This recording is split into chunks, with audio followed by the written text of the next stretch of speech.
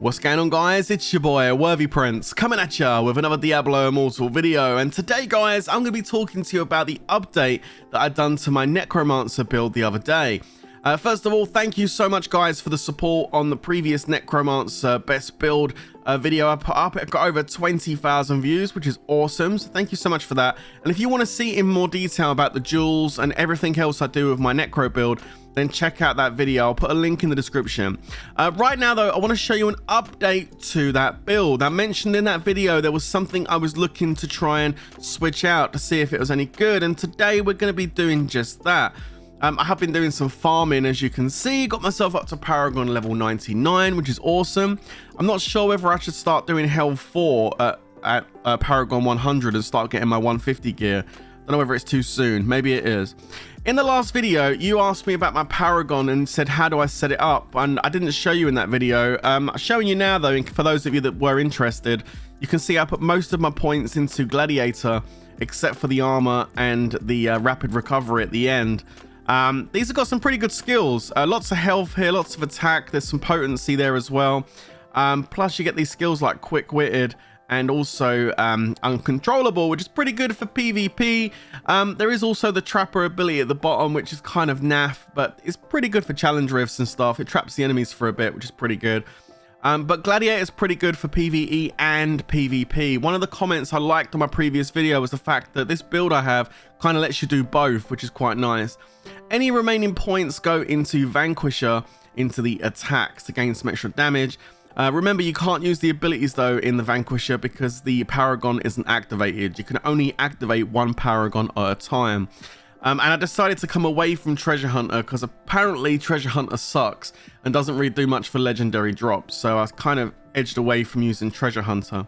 Now, before I show you the change I've done in my build, we've actually got some gear I need to blacksmith up. So let's do that. Also need to identify this sword, see if it's any good.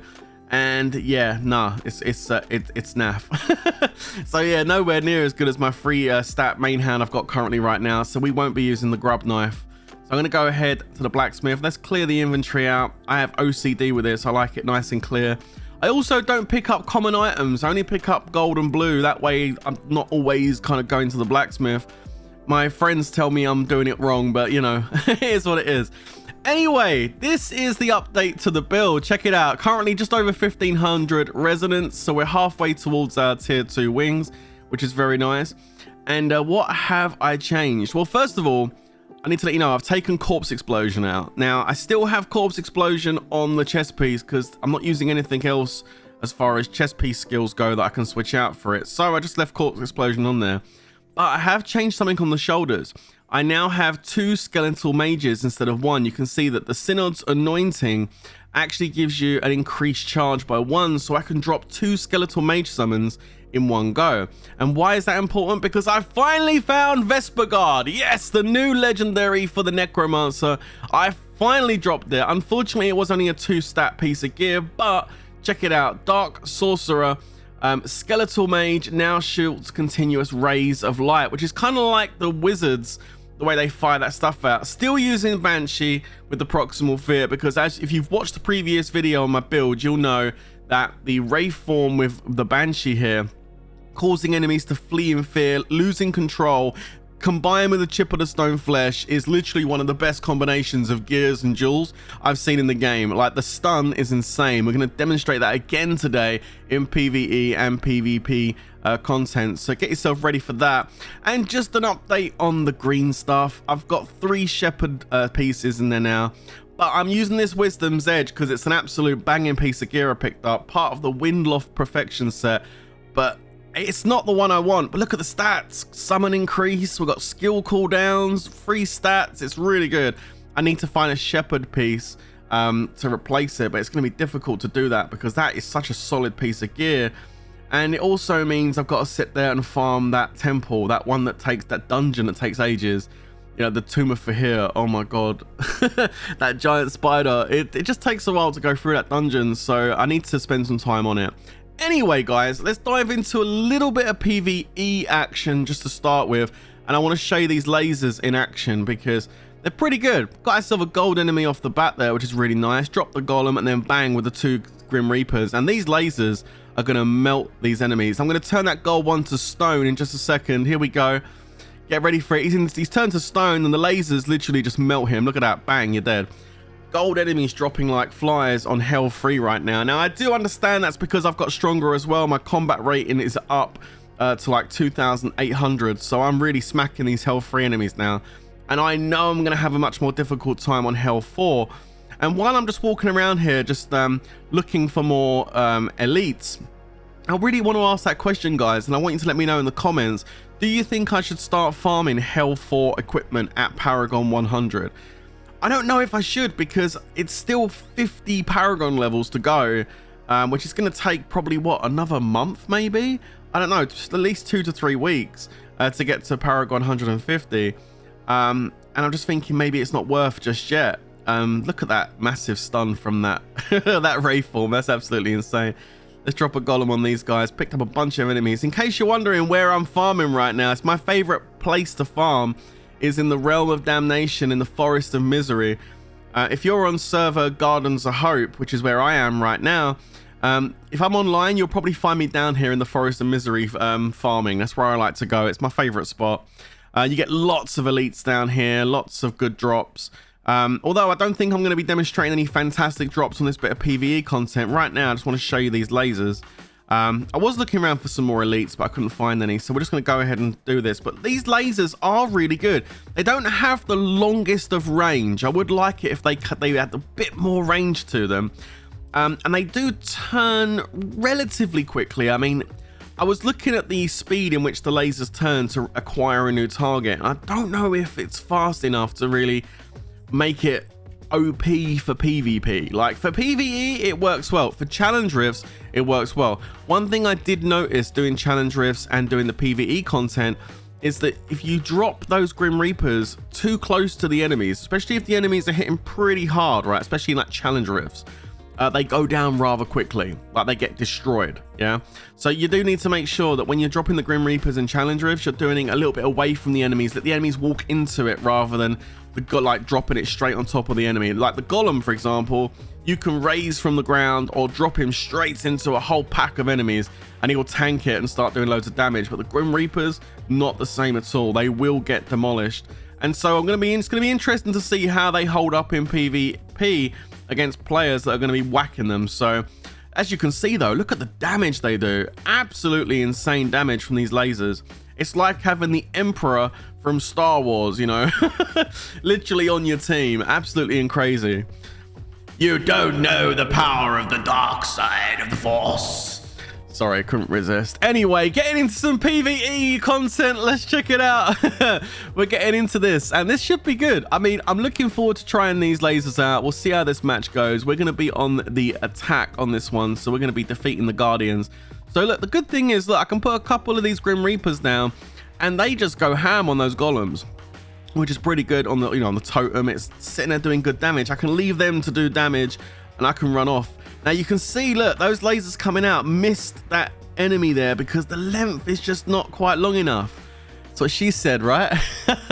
No, but it really isn't, and you can see that's the big problem because it only comes out so far.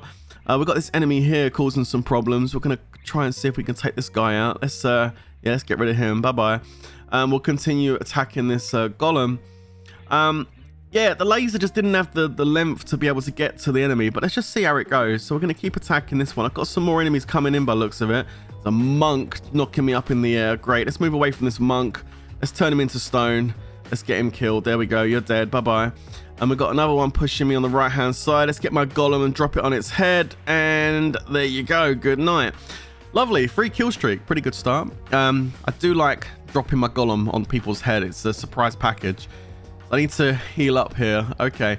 So I kind of want to put these... Look at this. I can put 2 of those Grim Reapers down to kind of defend me there, I guess, as I'm healing. It's quite nice. I feel like they've got more use than the corpse explosion for PvP. Like, a lot of people said to me in my comments, and have actually messaged me and told me and said, hey, you know what? That corpse explosion is really, really good for challenge rifts, good for PvE. But PvP, corpse explosion, I don't know about that. And I kind of feel that maybe they're right. After playing many Battlegrounds last season, because obviously we've just reset this week, We've had a change in our immortals now in our server. I feel like maybe that you guys are right and that Corpse Explosion not probably the best one to use for PvP. But these Grim Reapers, these laser things, I think are actually pretty good. Got this guy pushing me here on the right here. I need to get rid of this guy. Looks like I'm going to get an assist on that one. Okay. And we wake up the Zealot. Let's start moving it forward. Okay, so I'm going to try and push this one down the right. I always go to the opposite one my team goes to because then it puts pressure on them having two moving up instead of just one. Try and split their team a little bit if possible. Although it looks like we're making pretty good time on this BG. Don't seem to be having too much trouble. I got someone pushing me right now, so I'm going to go ahead and put a couple of these laser things down. There we go. And again, they're pretty good there. You see, it's stopping him coming forward. He sees the lasers and he ain't coming forward no more. He's backing off a bit. So from a defensive standpoint, they're pretty good. Oh, look at that. Oh, baby. Just literally, I tell you guys, that Wraith Chip of the Stone Flesh combo is absolutely devastating. Did you see that? I just literally went in there, turned him to stone, dropped the summons on his head, dead. Bye-bye. Thanks for coming. Now look at this. Look, I've got the Grim Reapers here on the left, just blocking that left-hand side, which is quite nice. Look at that. As I continue to push the Zealot forward. Looks like we're going to get some pressure from the front here. Looks like there was a Necro up here using that Bone Pillar. That's actually a really good ability, to be honest with you. It is a good one, that Bone Pillar. It's a good stun, does good damage. Okay, so let's push up a bit more. There's a monk over there, I think. I don't like those. They literally stop you from moving. Look, a black hole sucking me in. Okay, so we've got another wizard. Let's go in. Look, turn them both to stone. Nice damage. I don't get the kills, but I get a couple of assists. That's fine by me. Another couple of enemies coming in now. Drop the golem on their head. I'm surviving here, which is pretty good. Doing lots of good damage. They both got killed. I didn't get the kills, but again, another couple of assists, causing some pretty good damage, which is nice. And now we just need to wait for this this fence to go down. There it is. Great. So another attack, another defender goes down. It looks like all of them are dead on that last push because they haven't resurrected yet. You can see they're just starting to pop into the map now, which is good. So it gives us plenty of time to get forward and get into position. So 2 Grim Reapers up, continuous damage from those rays of light going in. Put some Golem up and Skeletons to put some pressure on them as well.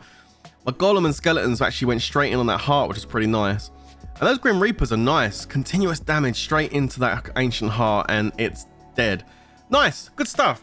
Anyway, look, let us know what you think about this. I think it's a real nice addition to my Necro build. Works great in PvE and in Challenge Rifts. Also, on Challenge Rifts, I'm up to the 90s now. So if you want to see some Challenge Rift content, let me know and I'll get some stuff posted for you. But as far as PvP goes, I think it's a really good swap for the Corpse Explosions. So there you have it. Anyway, guys, that's going to be it from me on this video. Let me know what you think in the comments. I'll catch you in the next one. But until then, you know how this next bit's going to go. Stay safe, everyone. And of course, peace out.